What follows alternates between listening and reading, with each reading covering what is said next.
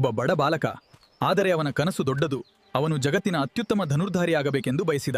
ಅವನೇ ಏಕಲವ್ಯ. ಗುರುಗಳೇ, ನನಗೆ ಬಾಣವಿದ್ಯೆ ಕಲಿಸಿ. ನಾನು ರಾಜಕುಮಾರರಿಗೆ ಮಾತ್ರ ಶಿಕ್ಷಣ ಕೊಡುತ್ತೇನೆ.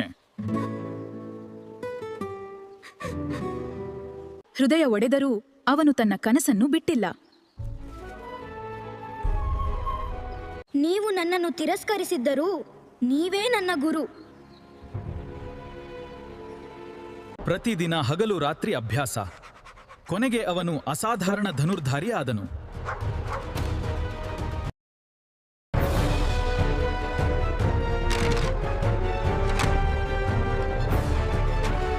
ಇಷ್ಟು ಅದ್ಭುತ ಬಾಣವಿದ್ಯೆ ಯಾರದು?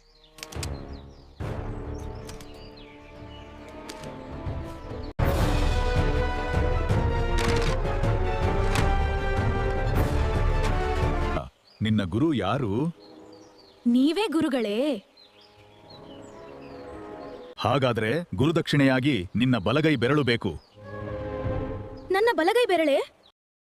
ಒಂದು ಕ್ಷಣವೂ ಯೋಚಿಸದ್ದ ಏಕಲವ್ಯ ತನ್ನ ಬೆರಳನ್ನ ಕತ್ತರಿಸಿ ಅರ್ಪಿಸಿದ. ಗುರುವಿಗಿಂತ ದೊಡ್ಡವರು ಯಾರೂ ಇಲ್ಲ. ನಿಜವಾದ ಸಾಧನೆಗೆ ಹಣ ಅಥವಾ ಸ್ಥಾನ ಮುಖ್ಯವಲ್ಲ. ಶ್ರಮ, ನಿಷ್ಠೆ ಮತ್ತು ಗುರುಭಕ್ತಿ ಇದ್ರೆ ಯಾರಾದರೂ ಇತಿಹಾಸ ನಿರ್ಮಿಸಬಹುದು.